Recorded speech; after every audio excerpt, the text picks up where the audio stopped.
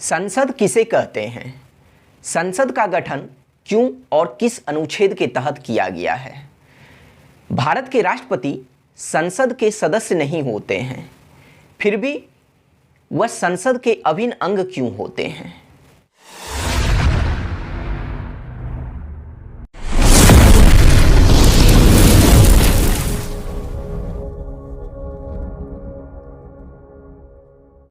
Hello everyone, मैं सुमित, आप सभी का मेरे YouTube channel learn with Akanksha and Sumit में स्वागत है। आज के क्लास में हम लोग भारत के संसद के बारे में पढ़ेंगे, जिसे पार्लियामेंट कहा जाता है। आज के क्लास में हम लोग मुख्य रूप से जानेंगे कि संसद क्या होता है, संसद किसे कहते हैं, संसद का गठन क्यों किया गया है। तो इन्हीं सब बातों के बारे में आज हम लोग जानेंगे। तो चलिए शुरू करते हैं आज की क्लास को, और सबसे पहले बात करते हैं कि संसद किसे कहते हैं। तो देखिए यहाँ लिखा गया है कि यह संघ की विधायिका या विधायी अंग है, अर्थात संघ की विधायिका या संघ की विधायी अंग को संसद कहा जाता है। अब देखिए यहां संघ के जगह क्या क्या वर्ड हो सकता है। तो संघ के जगह केंद्र या भारत या देश या भारत सरकार या केंद्र सरकार या संघ सरकार भी लिखा हुआ हो सकता है। अब आप लोगों में से कुछ लोग कहेंगे कि ठीक है सर, हम तो यह जान गए कि संघ की विधायिका को संसद कहा जाता है, लेकिन विधायिका क्या होता है यह तो हमें पता ही नहीं है। तो देखिए, ऐसी संस्था जो कानून बनाने या विधि बनाने का कार्य करती है तो उसे विधायिका कहा जाता है। और जब विधायिका पूरे देश के लिए कानून बनाने का कार्य करे तो वैसे विधायिका को संघ की विधायिका कहा जाता है। अब देखिए कि विधायिका को इंग्लिश में लेजिस्लेचर कहा जाता है। तो चूंकि यह विधायिका संघ की विधायिका है तो इसी वजह से इसे इंग्लिश में यूनियन लेजिस्लेचर कहा जाता है। फिर बात करें कि यह अर्थात संसद भारतीय लोकतंत्र या भारतीय शासन प्रणाली या संघ सरकार का दूसरा आधार स्तंभ या दूसरा अंग है। तो पहला आधार स्तंभ या पहला अंग कौन सा है? तो वह है कार्यपालिका, संघ की कार्यपालिका, जिसके बारे में हम लोग पढ़ भी चुके हैं। और दूसरा आधार स्तंभ या दूसरा अंग कौन सा है भारत सरकार का? तो वह है विधायिका, संघ की विधायिका, जिसे संसद कहा जाता है। फिर बात करें कि संविधान में संसद का प्रावधान या उल्लेख कहां पर किया गया है? तो भारतीय संविधान में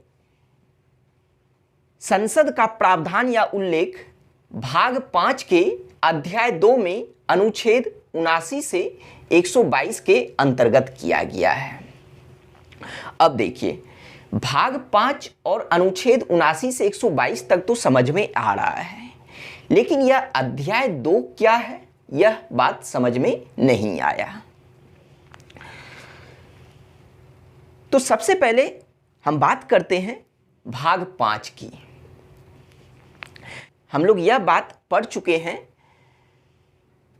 कि भाग 5 के अंतर्गत संघ या संघ सरकार आता है।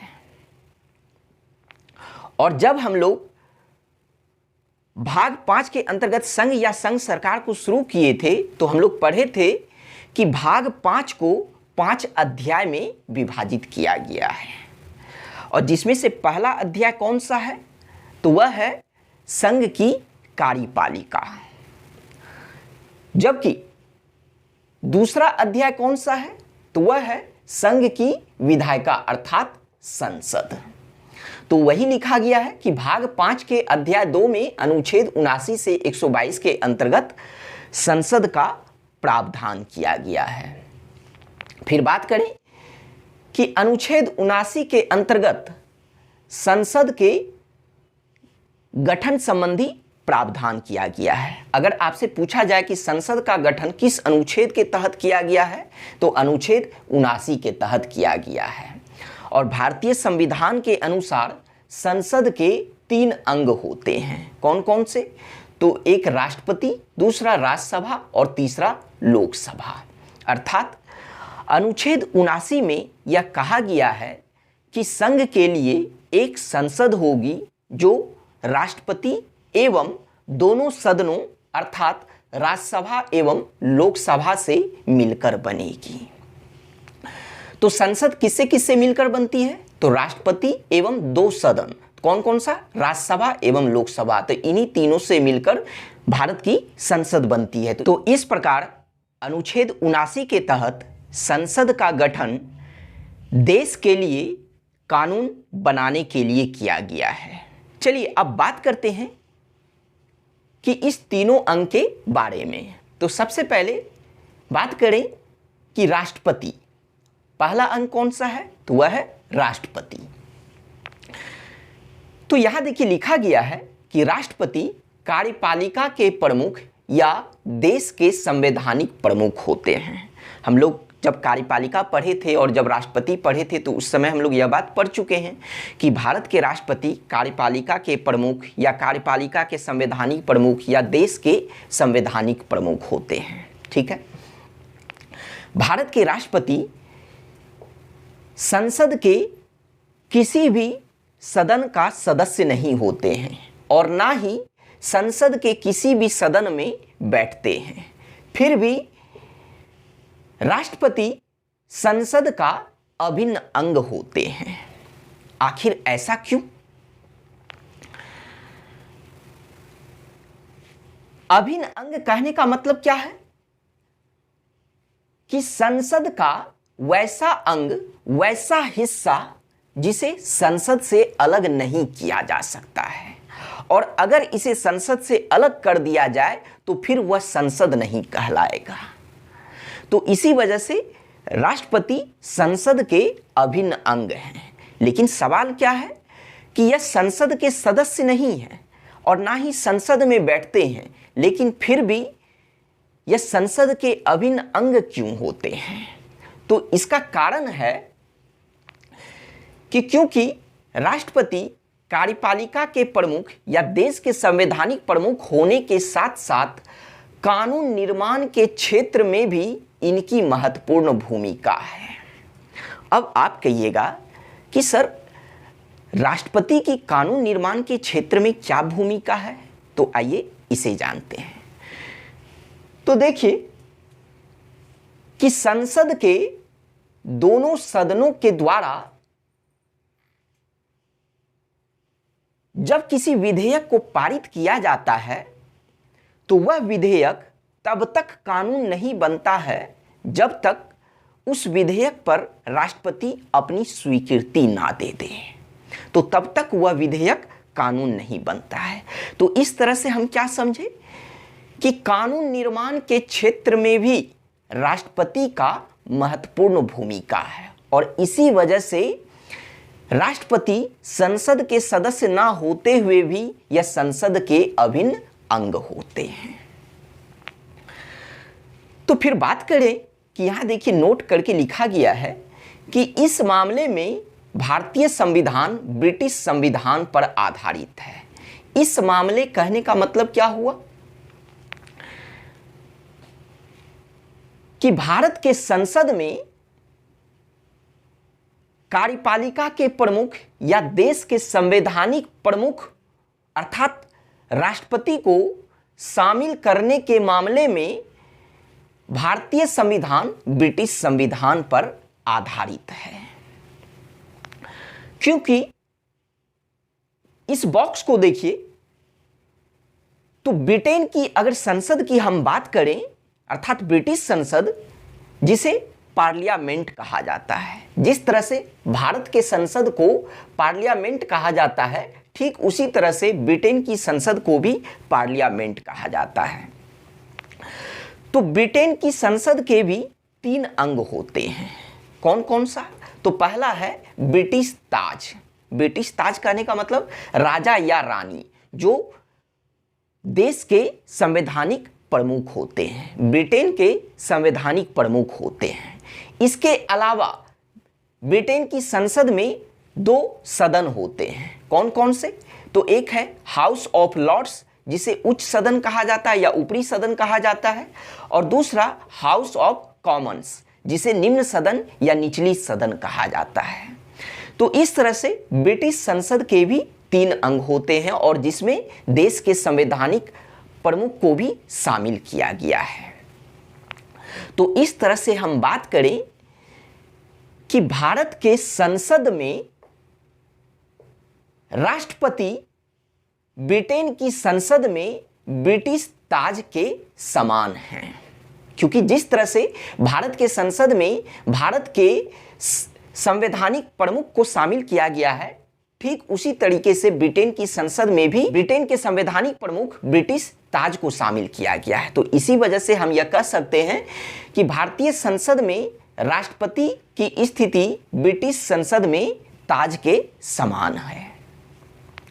लेकिन अब अगर हम अमेरिकी संसद की बात करें, जिसे कांग्रेस कहा जाता है, तो अमेरिका की संसद को क्या कहा जाता है? कांग्रेस। भारत की संसद को पार्लियामेंट, ब्रिटेन की संसद को पार्लियामेंट, लेकिन अमेरिका की संसद को कांग्रेस कहा जाता है। तो आप अगर अमेरिकी संसद की बात करें तो इसके सिर्फ 2 अंग होते हैं, और यह जो 2 अंग होते हैं तो यह दोनों सदन होते हैं। अमेरिकी संसद में अमेरिका के राष्ट्राध्यक्ष अर्थात अमेरिका के राष्ट्रपति को शामिल नहीं किया जाता है, बल्कि सिर्फ दोनों सदन को शामिल किया गया है। कौन कौन सा? तो एक है सीनेट, जिसे उच्च सदन या ऊपरी सदन कहा जाता है, और दूसरा हाउस ऑफ रिप्रेजेंटेटिव, जिसे निम्न सदन या निचली सदन कहा जाता है। तो इस तरह से अमेरिकी संसद के 2 अंग होते हैं। लेकिन अब यहां से यह सवाल उठता है कि ब्रिटिश संसद में ब्रिटेन के संवैधानिक प्रमुख ब्रिटिश ताज को शामिल किया गया है, ठीक उसी तरीके से भारतीय संसद में भारत के संवैधानिक प्रमुख राष्ट्रपति को शामिल किया गया है।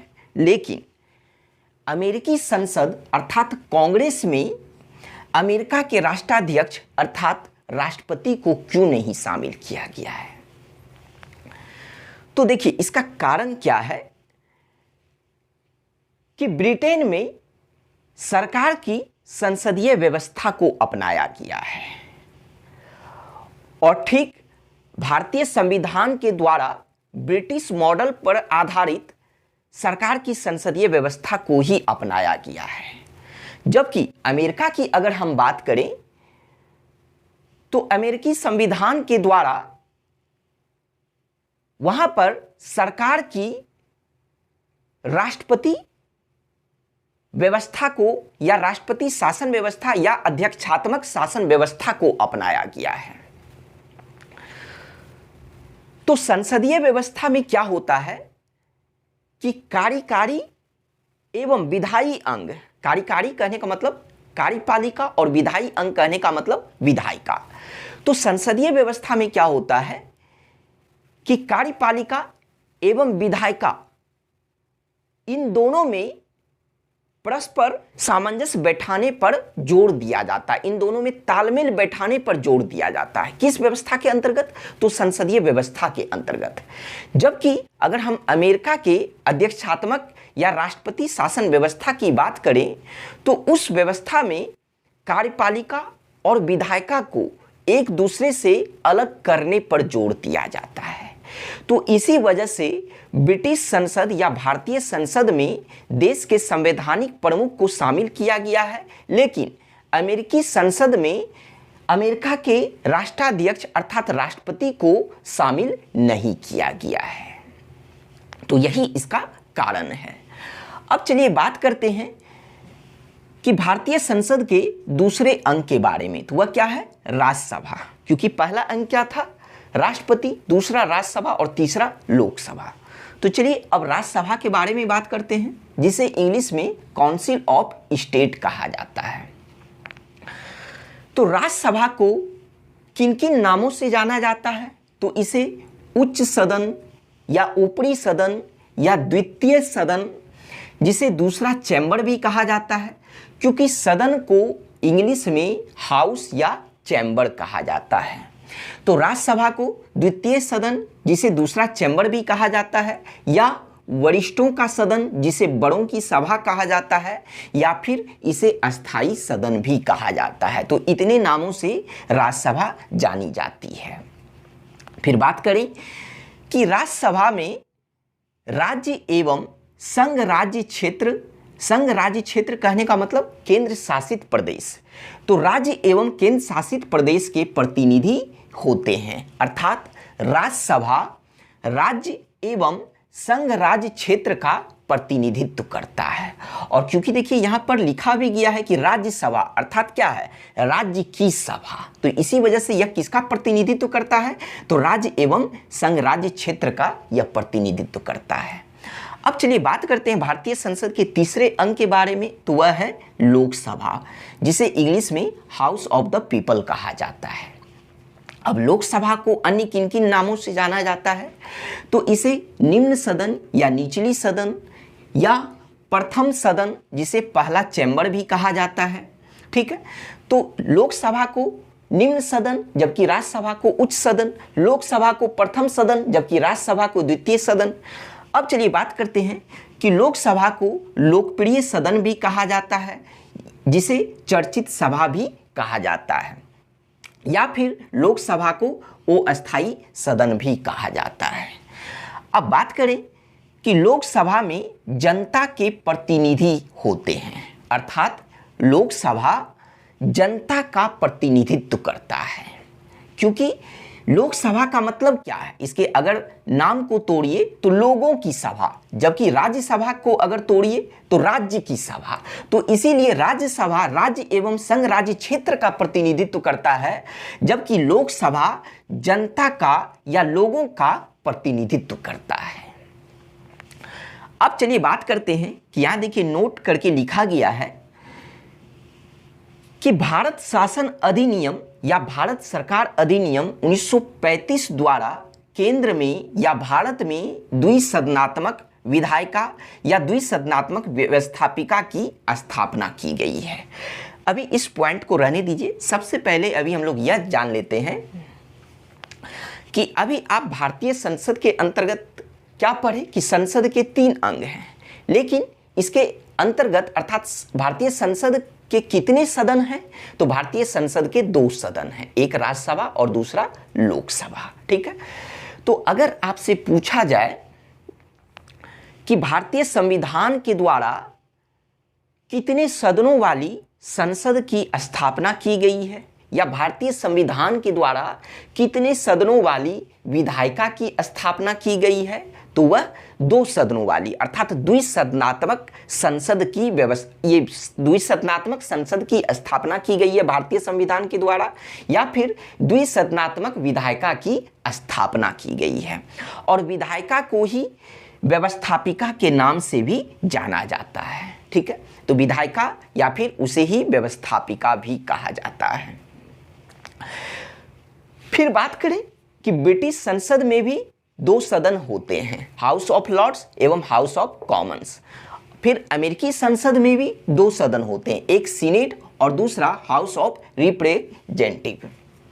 लेकिन हम भारतीय संसद की बात करें, जो कि हमारा भारतीय संसद 2 सदन वाली है, अर्थात यह द्विसदनात्मक है। तो इस द्विसदनात्मक विधायिका या द्विसदनात्मक व्यवस्थापिका या द्विसदनात्मक संसद की जो स्थापना की गई है केंद्र में, तो वह किस अधिनियम के द्वारा? तो भारत शासन अधिनियम या भारत सरकार अधिनियम 1935 के द्वारा। अब चलिए फिर से एक और नोट है, तो इसे समझते हैं कि देखिए जब हमारे संविधान के द्वारा राज्यसभा एवं लोकसभा का गठन किया गया था तो उस समय राज्यसभा या फिर लोकसभा शब्द नहीं था, बल्कि उसके जगह किस शब्द को अपनाया गया था? तो राज्यसभा के जगह राज्य परिषद शब्द था, जबकि लोकसभा के जगह जनता का सदन वर्ड यूज किया जाता था। हिंदी की बात कर रहे हैं, ठीक है। लेकिन क्या हुआ कि 1954 में राज्य परिषद के जगह राज्यसभा शब्द को अपनाया गया, और जबकि जनता के सदन के जगह लोकसभा शब्द को अपनाया गया। तो कब अपनाया गया? तो वह 1954 में। और 1954 से अब जो भारतीय संसद के दो सदन वह राज्यसभा एवं लोकसभा कहलाती है। तो आज के क्लास में संसद से रिलेटेड इतनी ही बातें होगी। Thank you.